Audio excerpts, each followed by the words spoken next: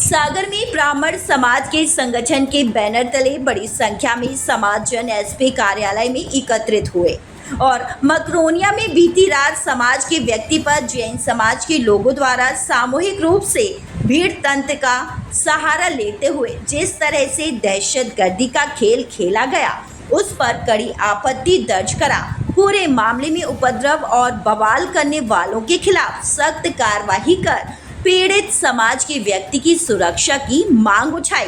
SP के पास शिकायत लेकर पहुंचे समाजजनों में जैन समाज के खिलाफ जमकर आक्रोश देखा गया और एसपी कार्यालय में मौजूद समाजजनों ने जमकर नारेबाजी करते हुए लगातार एक के बाद एक जैन समाज के द्वारा सामने आ रही हिंसक घटनाओं की कड़े शब्दों में निंदा कर ऐसे समाज विशेष के लोगों पर जिनके कृत्य के कारण आपसी सद्भाव वाली फिजा में जहल घोल सामाजिक तानावान बिखर रहा, उनके खिलाफ कार्रवाई की मांग उठाते हुए ज्ञापन भी सौंपा।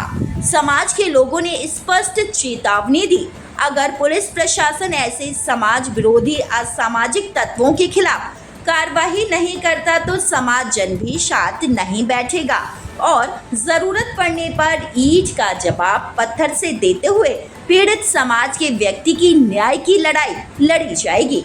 यहाँ हम आपको बता दें कि बच्चों के क्रिकेट खेलने के दौरान बॉल लगने पर दो पक्षों में विवाद सामने आया है, जहां जैन समाज के पीड़ित और ब्राह्मण समाज के पीड़ित दोनों के द्वारा मकरोनिया थाने में एक दूसरे के खिलाफ मारपीट का आरोप लगा आवेदन भी दिया गया है। विवाद के दौरान हुई मारपीट पथराव में कुछ लोग घायल भी है। एडिशनल एसपी के अनुसार मामले में मिली शिकायत पर पुलिस जांच कर रही है। नियम अनुसार जो भी तथ्य सामने आएंगे उस अनुसार कानून हाथ में लेने वालों पर कार्रवाई भी होगी। ब्राह्मण समाज की तरफ से जो ज्ञापन दिया गया है तो मकरोनिया में मंजी ढाबा के पीछे काशी राज दुबे परिवार रहता है। उस परिवार के साथ जैन समुदाय के लोगों ने पत्थरबाजी की, मारापीटी की, जिसमें उनके बच्चे को चोट लगी, उनकी मिसेस को चोट लगी, उनको भी मुझे चोट लगी है और करीब 40 से 50 जैन परिवार के लोग एक साथ इकट्ठे होकर घर पर पत्थरबाजी, लाठीचार्ज वगैरह से और दरवाजे तोड़े उनका, इस तरीके का घटनाक्रम हुआ।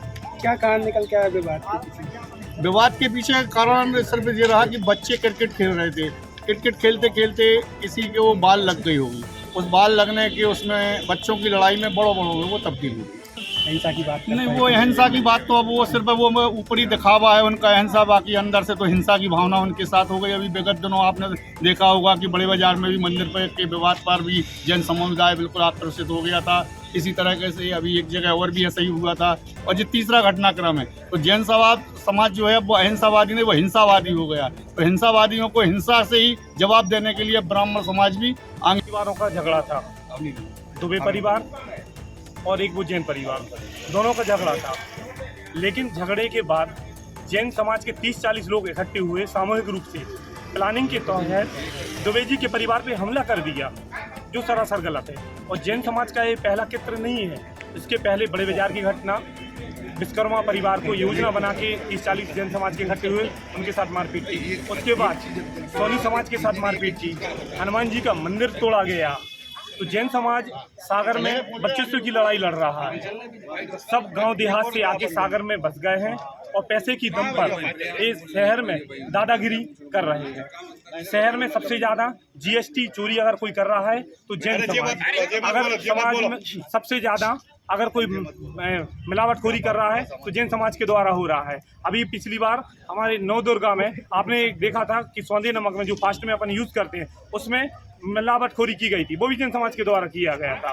तो जैन समाज अपना वर्चस्व के लिए ये लड़ाई लड़ रहे हैं और बाकायदा प्लानिंग करके लड़ते हैं। समाज के माध्यम से क्या मांग की जा रही है? ब्राह्मण समाज की प्रथम मांग है जो 30-40 लोग थे उनको चिन्हित करके उन पे बलवा का मामला कायम किया जाए।